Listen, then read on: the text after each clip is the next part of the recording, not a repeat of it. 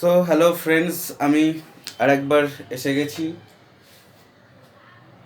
Atomic ফিজিক্সের যে নতুন সিরিজ, সেই সিরিজের পার্ট 3 নিয়ে।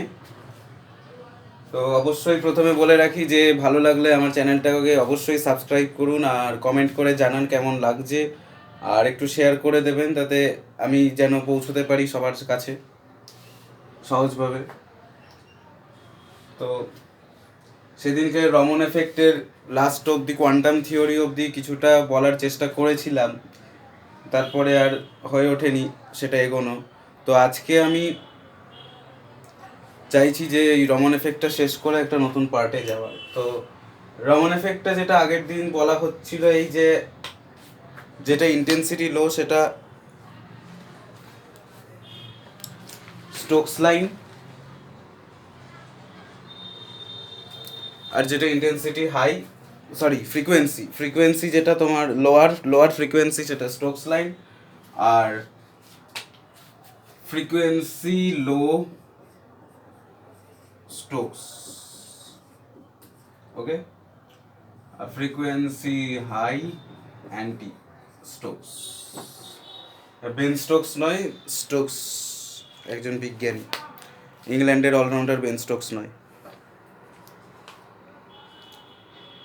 তো কোয়ান্টাম থিওরিতে আমরা কি জেনেছিলাম? কোয়ান্টাম থিওরিতে এটাই জেনেছিলাম যে এই রমন এফেক্ট ব্যাপারটা ইনসিডেন্ট বিমের ফ্রিকোয়েন্সির ওপর নির্ভর করে না, নির্ভর করে স্ক্যাটারারের মলিকিউলের ওপর। তো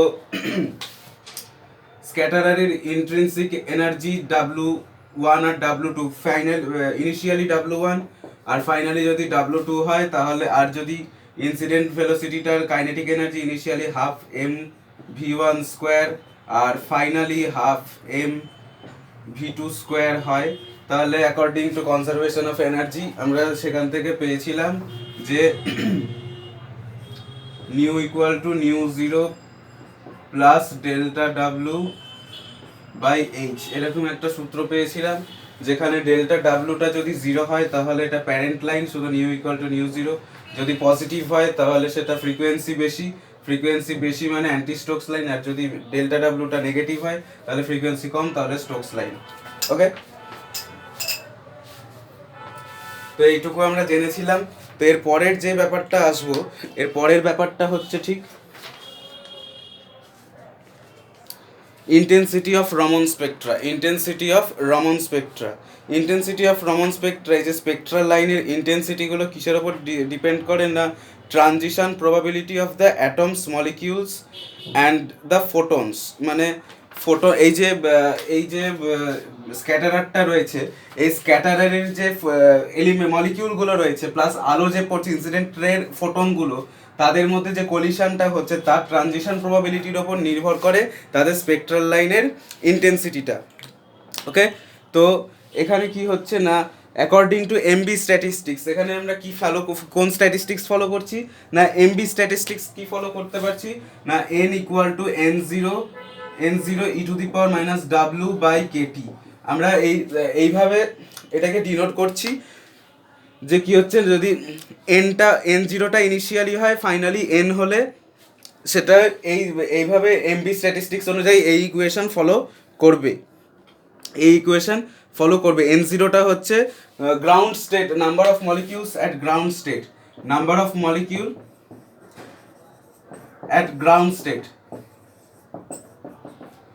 স্টেট, ওকে। আর রুম টেম্পারেচারে কি হচ্ছে না, রুম টেম্পারেচারে যখন হচ্ছে তখন টিটা এটা হয়ে যাবে 300 কেলভিন, 300 কেলভিন। তো রুম টেম্পারেচারে কি ঘটছে না, most of the molecules are in the lower energy state and the probability from lower state to higher state is greater than the reverse. যেহেতু যখন গ্রাউন্ড স্টেটে আছে রুম টেম্পারেচারে, এটা যদি লোয়ার স্টেট হয়, এটা যদি হায়ার স্টেট হয়, এখানে পার্টিকেলগুলো বেশি থাকবে রাদার দেন এখানে থেকে। ওকে, এবার যখন ট্রানজিশনটা হবে, ম্যাক্সিমাম ট্রানজিশন এখান থেকে এখানেই হবে, নয় এখান থেকে এখানে হবে না, এখানে পপুলেশন কম, এখানে পপুলেশন বেশি, তাই লোয়ার থেকে হায়ারে যাওয়ার টেন্ডেন্সি বেশি হবে। কি হচ্ছে sir, so at the room temperature most of the molecules are in the lower energy state and the probability from lower state to higher state is greater than the reverse. This explains why Stokes line are more intense than the anti-Stokes line. এই জন্যই Stokes লাইনগুলো মোর intense দেন anti Stokes line. ওকে, আরও একটা জিনিস দেখা যায় যে frequency কম মানে ওয়েভলেন্থ বেশি, ওয়েভলেন্থ যত বেশি হবে স্টোকস লাইন তত ইন্টেন্স হবে, আর অ্যান্টি স্টোকস লাইন ফ্রিকোয়েন্সি বেশি তাই ওয়েভলেন্থ কম। এটাও একটা ব্যাপার উঠতে পারে।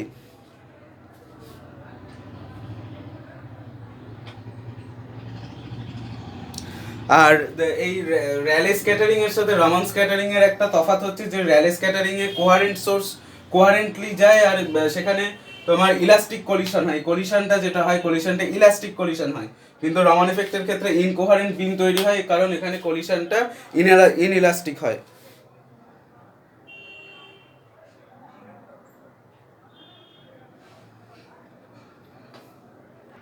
সো নেক্সট টপিকে যেটা যাবো সেটা হচ্ছে রোটেশনাল স্ট্রাকচার অফ রমন স্পেকট্রার রোটেশনাল স্ট্রাকচার আমি দেখব। তো রোটেশনাল স্ট্রাকচার যখনই বলছি তখন কনসিডার করে নিচ্ছি যে সেখানে ভাইব্রেশনাল স্ট্রাকচার, ভাইব্রেশনাল যে তোমার ইয়েটা হচ্ছে ভাইব্রেশনাল স্টেটটা সেটা ইগনোর করছি, শুধু রোটেশনাল স্টেটটা আমি কনসিডার করছি। তাহলে ভাইব্রেশনাল স্টেটটা আনচেঞ্জড থাকছে, মনে করি ভাইব্রেশনাল স্টেটটা আনচেঞ্জড থাকছে, আর রোটেশনাল স্টেটটা আমি কনসিডার করে এগোবো। তো যখন স্ক্যাটারারের ওপর ইনসিডেন্ট রাইট রে ইনসিডেন্ট হবে তখন ইনসিডেন্ট ফোটনের তোমার কি বলবো ফোটনের তোমার ইনফ্লুয়েন্সে কি ঘটবে না, ইনফ্লুয়েন্সে একটা জিনিসই ঘটবে, সেটা হচ্ছে তোমার ডিপেন্ড করবে কি হবে না, সাপোজ এখানে তিনটে লেয়ার আছে, তিনটে এনার্জি লেভেল। প্রথমে এটা যদি আমি এ সি আর বি ধরি, তো তাহলে জে থেকে এটা probability J A J C J B. Okay, তো যদি ওই ইনফ্লুয়েন্সের জন্য স্ক্যাটারিং ইনসিডেন্ট ফোটনের ইনফ্লুয়েন্সে স্ক্যাটারারের মলিকিউল প্রথমে মনে করি যে এ থেকে যে সি একটা স্টেটে ট্রানজিট করবে, তারপরে এই জে সি থেকে জে বিতে ট্রানজিট করবে, ডাইরেক্ট জে এ থেকে জে বিতে করবে না, ডাইরেক্ট জে এ থেকে জে বিতে ট্রানজিট করবে না। তো সেই জন্য এই যে এর যে সিলেকশন রুলটা রয়েছে, এর সিলেকশন রুলটা হচ্ছে তাই জন্য ডেল্টা জে ইকুয়াল টু তোমার 0 আর প্লাস মাইনাস 2, 0 আর প্লাস মাইনাস 2, 0 আর প্লাস মাইনাস 2। ওকে,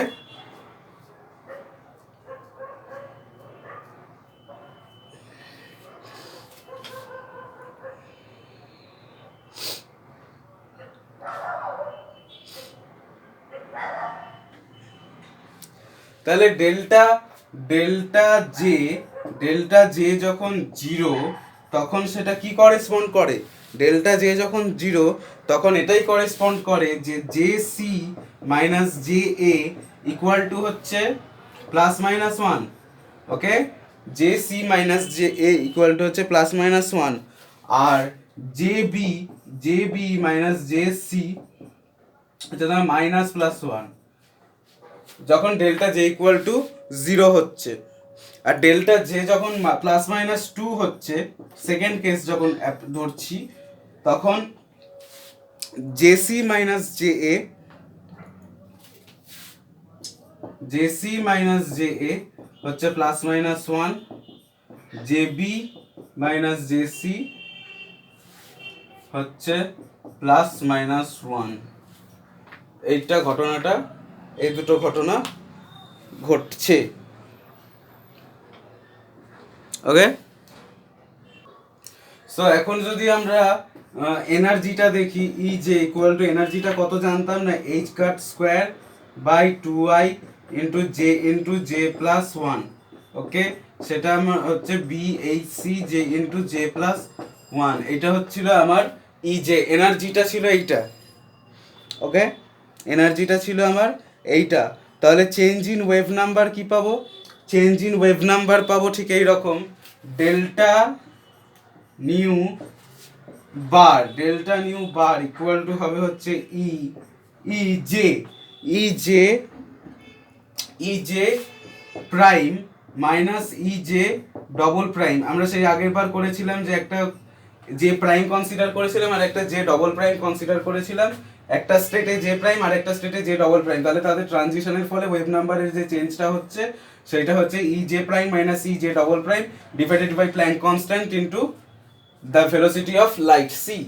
ওকে, যদি আমরা এরকম করি তাহলে আসতে পারে এর থেকে কি আসবে না, এর থেকে আসবে এখানে যদি বি এইচ সি কেটে যায় তাহলে বিটা কনস্ট্যান্ট থাকবে, বিটা রোটেশনাল কনস্ট্যান্ট, আর ই জে প্রাইম মানে হচ্ছে J prime into J prime plus one minus J double prime into J double prime plus one. আর এখান থেকে কি পাওয়া যেতে পারে না, এখান থেকে এটাই পাওয়া যাবে, B equal to J prime minus J double prime into J prime plus J double prime plus one. এটাই গুণফলটা এসে দাঁড়াবে শেষমেশ। এবার আমাদের দুটো কন্ডিশন দেওয়া ছিল, তিনটে কন্ডিশন দেওয়া ছিল। একটা হচ্ছে যখন delta J equal to zero, delta J যখন জিরো তার মানে এই টার্মটা জিরো হয়ে যাবে, এই টার্মটা যখন জিরো হবে আর ডেল্টা জে জিরো আছে, এই টার্মটা জিরো হলো, ঠিক আছে, তাহলে J equal to J prime equal to J double prime, J prime equal to J double prime. Okay, তখন যেহেতু এটা গুণফল, এটা পুরোটাই মাল্টিপ্লাই আছে, তাহলে যখন delta J equal to zero হবে তখন ডেল্টা নিউ বারও জিরোই আসবে। ওকে, যখন delta J equal to plus two হবে, যখন delta J equal to plus two হবে মানে এইটা যখন টু হবে, এটা যখন টু হবে, এটা যখন টু হবে তখন জে প্রাইম কত হবে, তখন জে প্রাইম হয়ে যাবে J double prime plus two, right, J double prime plus two হয়ে যাবে। তাহলে সেটা কি দাঁড়াবে, নিউ বারটা দাঁড়াবে, যে নিউ এই ডেল্টা নিউ বারটা কত দাঁড়াবে, সেটা দাঁড়াবে টু বি ইন্টু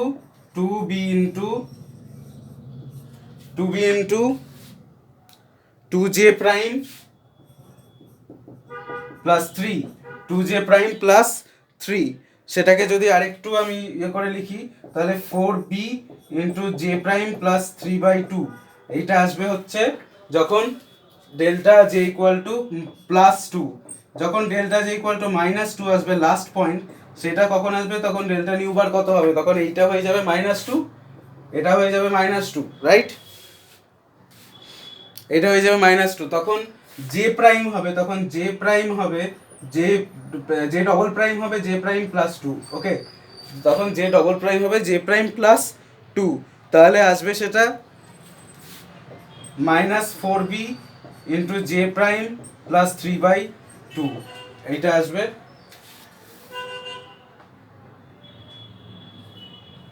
এটা আসবে ফাইনালি। তো এই রোটেশনাল স্ট্রাকচারটা ঠিক এইভাবে ডিপেন্ড করে। আর দিস আপার ফ্রিকোয়েন্সি সাইডস আর স্ট্রোকস লাইন আর spacing between parent line first Raman line in upper frequency side 6b, এই দুটোর মধ্যে ডিস্টেন্সটা 6b হয়, আর এগুলো 4b করে এদের মধ্যে ডিস্টেন্সটা থাকে কনজিকিউটিভ লাইনগুলোর মধ্যে। আর এটা সিলেকশন রুলটা delta J equal to zero আর প্লাস মাইনাস টু, আর এটাই হচ্ছে। আর ফার্স্ট স্টোকস লাইন আর first anti Stokes line 6b অনুযায়ী সেপারেটেড থাকে। তো অ্যাপ্লিকেশন কি না, এর অ্যাপ্লিকেশন হচ্ছে রামান এফেক্ট ইন মলিকিউলার স্ট্রাকচারের স্ট্রাকচারগুলো জানতে, তাদের বন্ড অ্যাঙ্গেল, বন্ড স্টিফনেস এগুলো জানতে কাজে লাগে। ডায়াটমিক মলিকিউলের ক্ষেত্রে কাজে লাগে, তাদের কেমিক্যাল বন্ডগুলো দেখতে। নিউক্লিয়ার ফিজিক্সে ইউজ হয়, মানে নিউক্লিয়ার পার্টিকেলগুলো স্পিন, স্ট্যাটিস্টিক্স, আইসোটোপিক কনস্টিটিউয়েন্ট এগুলো দেখতে কাজে লাগে। এই হচ্ছে এর অ্যাপ্লিকেশন। এবার যেটার একটা ছোট্ট পয়েন্ট আছে সেটা হচ্ছে, আরেকটা যেটা ছোট্ট পার্ট হচ্ছে সেটা হচ্ছে কার এফেক্টটা কি হয় না, যে আমরা জানি যে একটা লাইট ইনসিডেন্ট পার্টিকেলের মধ্যে একটা ইলেকট্রিক ফিল্ড থাকে আর একটা ম্যাগনেটিক ফিল্ড থাকে আর প্রপাগেশন ভেক্টর থাকে, রাইট। তো যখন স্ক্যাটারার মলিকিউলের মধ্যে একটা ইনসিডেন্ট হয় তাহলে এই যে ইলেকট্রিক ফিল্ডটাকে যদি ভ্যারি করানো যায়, ইলেকট্রিক ফিল্ডটাকে ভ্যারি করাতে গেলে তার মধ্যে থেকে কি ঘটনা ঘটে না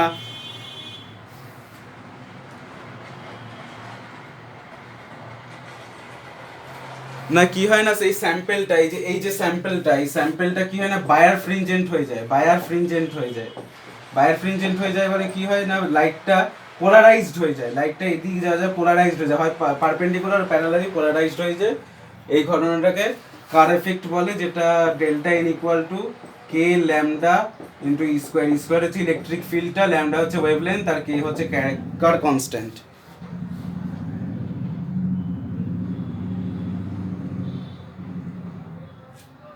মানে এটা হচ্ছে ডেল্টা ইন্টার রিফ্র্যাকশনের যে ডিফারেন্সটা সেইটা। সো এখন নেক্সট যে টপিকটায় আসবো সেটা হচ্ছে Bohr theory and Sommerfeld's modification.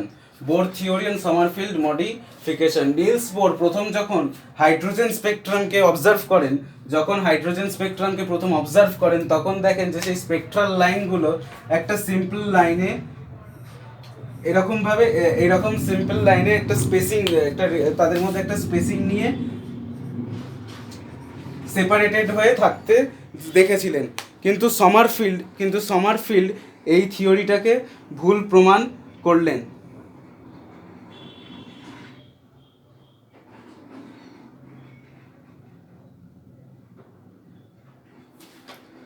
তবে সমারফিল্ড ভুল প্রমাণ করলেন, সমারফিল্ড থিওরিটা দিয়েছিলেন, কিন্তু তার আগে যে আমরা ঘটনাটা ঘটেছিল যেই রিলেটিভিটি, যে ইথার মিডিয়ামটা ক্যান্সেল আউট করার জন্য কোন এক্সপেরিমেন্ট করা হয়েছিল, মাইকেলসনের মডেলে যে এক্সপেরিমেন্টটা করেছিলেন, সেই মাইকেলসন মডেলে এক্সপেরিমেন্টের যে ফ্রিঞ্জটা পাওয়া গেছিল সেইখান থেকে যে ঘটনাটা পাওয়া যায় যে না, hydrogen spectral line single line নয়, প্রত্যেকটা ফাইন স্ট্রাকচার, প্রত্যেকটা আবার ফাইন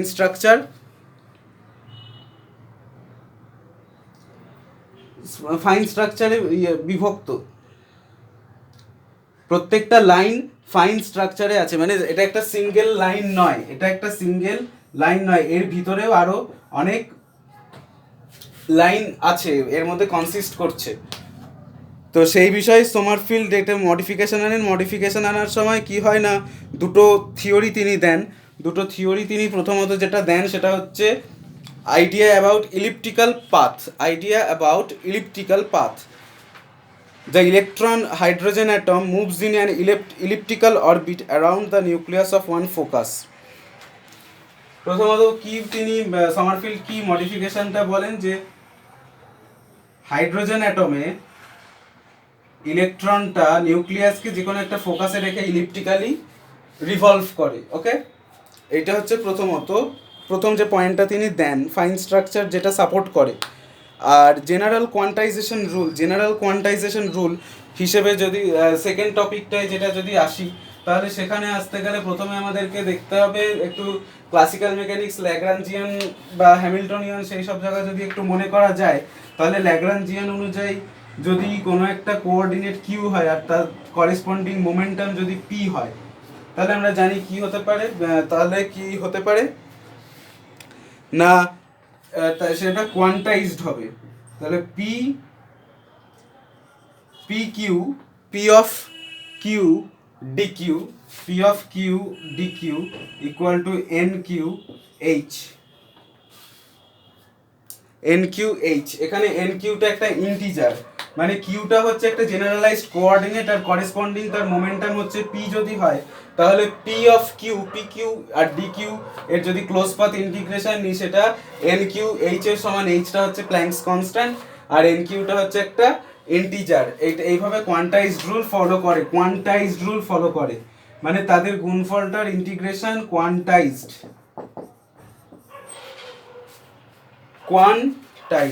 এটাই হবে কোয়ান্টাইজড। ওকে, তো আমরা জানি যে একটা ইলিপ্টিক্যাল পাথ ডেসক্রাইব করতে গেলে দুটো পোলার ইকুয়েশনে দুটো কোঅর্ডিনেট লাগে একটা প্লেনের মধ্যে, একটা আর একটা থিটা, রাইট? তাহলে যখন আর রেডিয়াল পাথটা যদি আমি কনসিডার করি, তাহলে ঠিক এইরকম আসবে PR ইকুয়াল টু NRH। আর যদি অ্যাঙ্গুলার পাথটা করি তাহলে P theta D theta equal to N theta H। এই N থিটা Hটা হচ্ছে অ্যাজিমুথাল কোয়ান্টাম নাম্বার। আর এন আর এন আর এই যে এই N R plus N theta radial radial যে এনটা আছে আর অ্যাঙ্গুলার যে দুটো যোগফলটা যে এন সেটা হচ্ছে প্রিন্সিপাল কোয়ান্টাম নাম্বার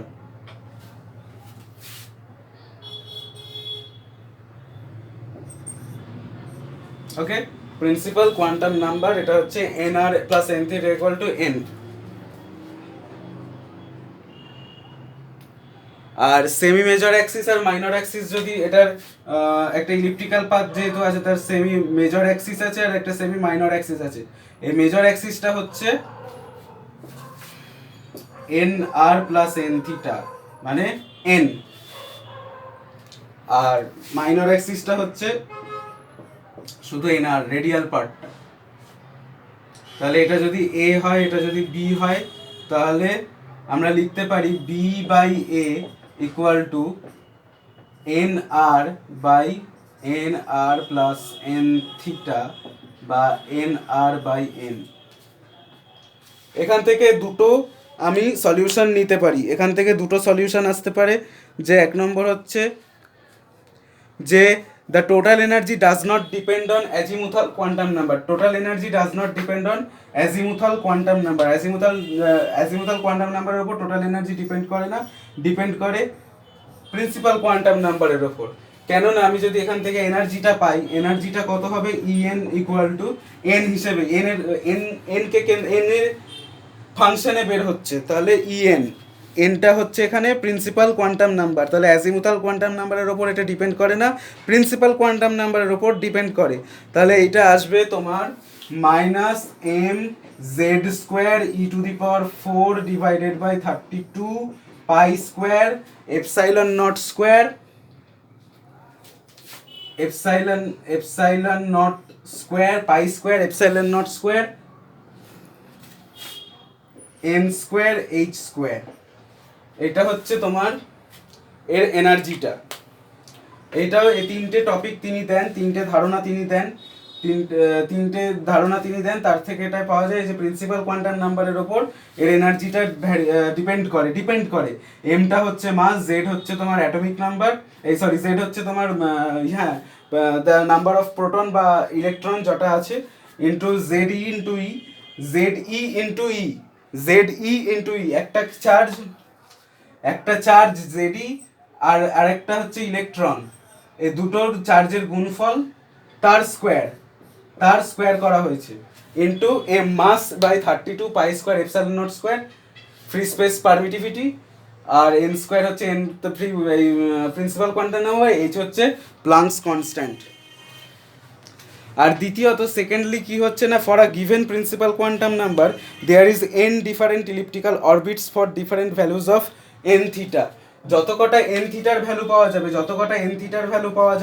ততগুলো এন হবে, যতগুলো এন থিটা পাওয়া যাবে ততগুলো এন হবে, যতগুলো এন থিটা পাওয়া যায় ততগুলো প্রিন্সিপাল কোয়ান্টাম নাম্বার হবে, যতগুলো প্রিন্সিপাল কোয়ান্টাম নাম্বার হবে ততগুলো ইলিপ্টিক্যাল পাথ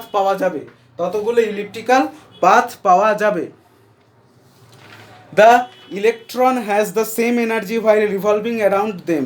যে এনের মানে এটা যদি এই এন এর মধ্যে যটা ইলেকট্রন থাকবে তাদের এনার্জি সমান, এই এন এর মধ্যে যটা থাকবে ইলেকট্রন তাদের এনার্জি সমান হবে। For different values of n theta or the same value of a semi major axis but different value of semi minor axis of the ellipse, মানে এটা কনস্ট্যান্ট থাকবে, শুধু বিটা চেঞ্জ হবে, মেজর অ্যাক্সিসটা থাকবে, শুধু মাইনর অ্যাক্সিসটা চেঞ্জ হতে থাকবে। ওকে, তো এখন origin of the fine structure যদি দেখতে হয়, ফাইন স্ট্রাকচারের কীভাবে সূত্রপাতটা হলো, তাহলে ফাইন স্ট্রাকচার থেকে এখানেই পাবো যে যখন ইলেকট্রন ইলিপ্টিক্যাল পাথে রিভলভ করে তখন নিশ্চয়ই ভেলোসিটিটা ইউনিফর্ম নয়, কারণ সার্কুলার পাথে যদি রিভলভ করতো তাহলে সবসময় একটা রেডিয়াস মেনটেন করে সে রিভলভ করতো, কিন্তু যখন সে ইলিপ্টিক্যাল পাথে করছে তো কখনো সে যখন নিউক্লিয়াসের কাছাকাছি দিয়ে যাচ্ছে তখন একটা স্পিড নিয়ে যাচ্ছে, তখন একটু বেশি স্পিড, আবার যখন এখানে দূরে আসছে সেখানে একটু কম স্পিড নিয়ে তারপরে আবার এইভাবে যাচ্ছে, ঠিক এইরকম ভাবে রিভলভ করছে ইলিপ্টিক্যাল পাথে। তাহলে যখন ইলিপ্টিক্যাল পাথে যখন কম বেশি হচ্ছে ভেলোসিটি, তার মানে নিশ্চয়ই মাসটা ডিপেন্ড করছে রিলেটিভিস্টিক্যালি মাসের ওপর। তাহলে রিলেটিভিস্টিক্যালি মাস আমরা কি জানতাম, M equal to M zero, M zero যে ইলেকট্রনের rest mass divided by 1 minus V square by C square. এখানে ভিটা হচ্ছে ইলেকট্রনটার ভেলোসিটি, যখন এখানে কম এখানে থাকবে তখন এখানে কম বেশি হবে, আর এখানে কম হবে। আর সিটা হচ্ছে the velocity of light free space. তখন যখন মেজর অ্যাক্সিসে থাকে তখন স্লো প্রিসেশন হবে আর অ্যাবাউট দ্য ওয়ান ফোকাই। আর এর ফলে যে রিলেটিভিস্টিক এফেক্টটাকে যদি কনসিডার করা হয় তাহলে এই যে যেটা টোটাল এনার্জির যে আমি প্রথম এক্সপ্রেশনটা দিয়েছিলাম সেটা চেঞ্জ হয়ে যাবে, সেটা চেঞ্জ হয়ে ঠিক এইরকম আসবে, E N equal to minus mu. Mu এখানে রিডিউসড মাস, এখানে একবার কারণ এখানে একবার এম ওয়ান হচ্ছে, এখানে একবার এম টু হচ্ছে, রাইট?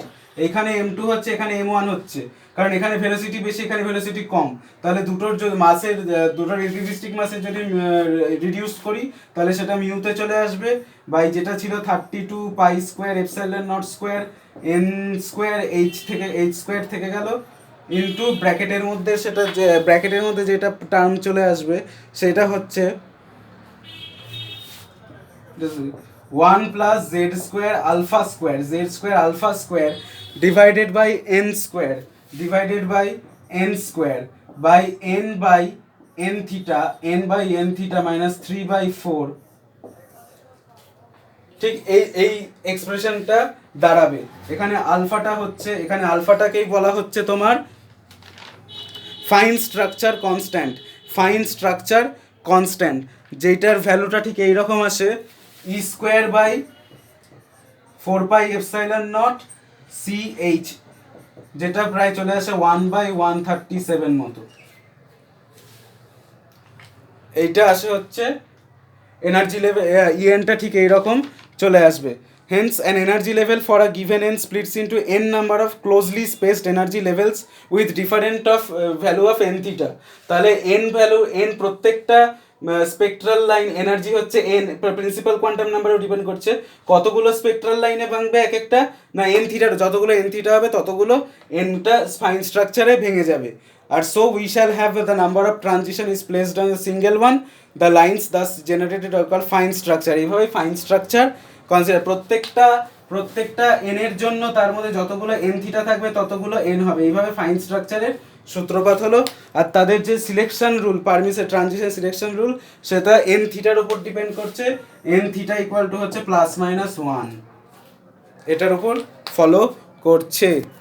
তবে এই বোর সমারফিল্ড মডেল তো এসে গেল, কিন্তু বোর সমারফিল্ড মডেলটা যে লিমিটেশনগুলো সেগুলো কি হতে পারে? লিমিটেশন হচ্ছে প্রথমত যে এটা হাইড্রোজেন স্পেকট্রাম ছাড়া আর কোনো কিছু স্পেকট্রামকে এটা ও ডেসক্রাইব করতে পারে না। যখনই মেনি ইলেকট্রন সিস্টেম চলে আসবে, এখানে একটা ইলেকট্রন আছে বলে সেটা ডেসক্রাইব করা যাচ্ছে, কিন্তু যখনই মেনি ইলেকট্রন হিলিয়ামের যেই চলে আসবে তখন দুটো ইলেকট্রন, তখন থেকেই আর এটাকে ফাইন স্ট্রাকচারটাকে ডেসক্রাইব করতে এই থিওরিটা পারবে না।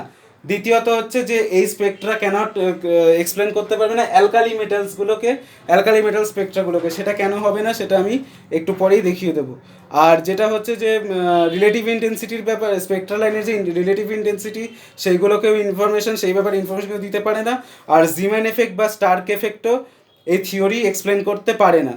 আর এই থিওরির জন্য ইলেকট্রনের যে স্পিনটাকে কনসিডার করা হচ্ছে না, শুধু অ্যাজিমুথাল কোয়ান্টাম নাম্বারটাকে, অরবিটাল কোয়ান্টাম নাম্বারটাকে কনসিডার করা হচ্ছে। স্পিনের জন্য যে কি ঘটতে পারে সেটাকে কনসিডার করা হচ্ছে না। এইটা হচ্ছে তোমার এই থিওরির লিমিটেশন। তাহলে এরপরে আমি শুধু দেখাই যে অ্যালকালি মেটালে কেন এটা ইয়ে করতে পারে, ডেসক্রাইব করতে পারছে না। তাহলে এটাই হবে আমার এইটা পার্টের শেষ টপিকে এই ভিডিও। সো আজকের ভিডিওর লাস্ট টপিকে যেটা হচ্ছে সেটা হচ্ছে অ্যালকালি মেটালে কি কেন ডেসক্রাইব করতে পারে না বোর থিওরি বা বোর সমারফিল্ড মডেল, কেন অ্যালকালি মেটালের স্পেকট্রা ফাইন স্ট্রাকচার ডেসক্রাইব করতে পারে না। প্রথম কারণ হচ্ছে যে অ্যালকালি মেটালের মধ্যে নিউক্লিয়াসের চার্জটা +ZE থাকে, যেমন আয়নীয় অবস্থায় থাকে তখন নিউক্লিয়াসের মধ্যে ZE সংখ্যক, জেড মানে যত সংখ্যক প্রোটন আছে ততটা চার্জ আছে, ইলেকট্রনের প্রোটনের চার্জ সমান। আর কক্ষপথে বাইরের অরবিটালে রয়েছে Z-1 ইন্টু একটা ইলেকট্রন বাইরে আছে, মানে এটা আয়ন, পজিটিভ আয়নে ক্রিয়েট করছে। তাহলে এফেক্টিভ যে নিউক্লিয়াস চার্জটা, যেটা চার্জের যে ইলেকট্রন রিভলভ করার জন্য যে এফেক্টিভ চেঞ্জটা হচ্ছে, সেই এফেক্টিভ চেঞ্জটা কত? এফেক্টিভ চেঞ্জটা হচ্ছে জেড মাইনাস ই,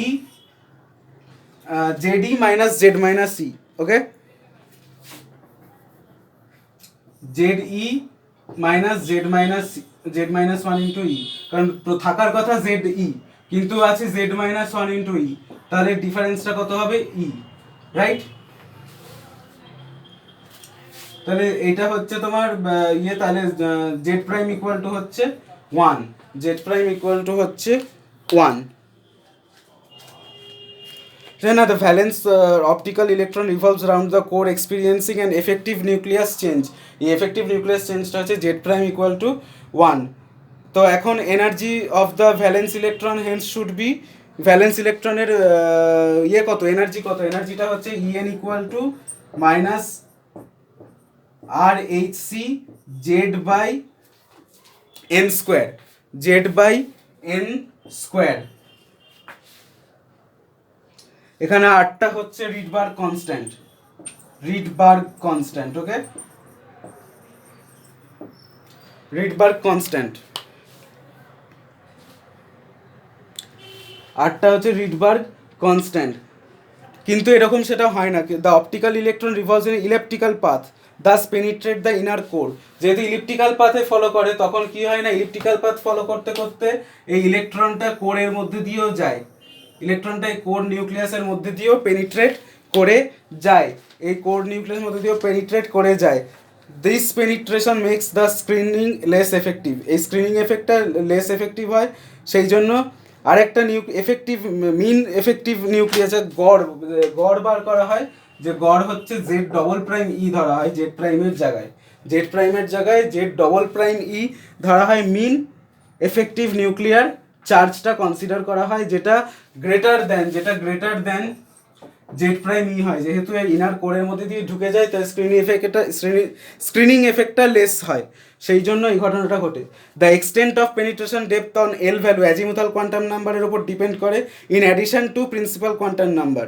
কিন্তু এল এর জন্য ইলিপসের যে শেপটা চেঞ্জ হতে থাকে, সেজন্য এল ডিজেনারেসিটিকে আমি যদি কনসিডার না করি, রিমুভ করে দিই, তাহলে যেটা দাঁড়াবে সেটা হচ্ছে ইএনএল।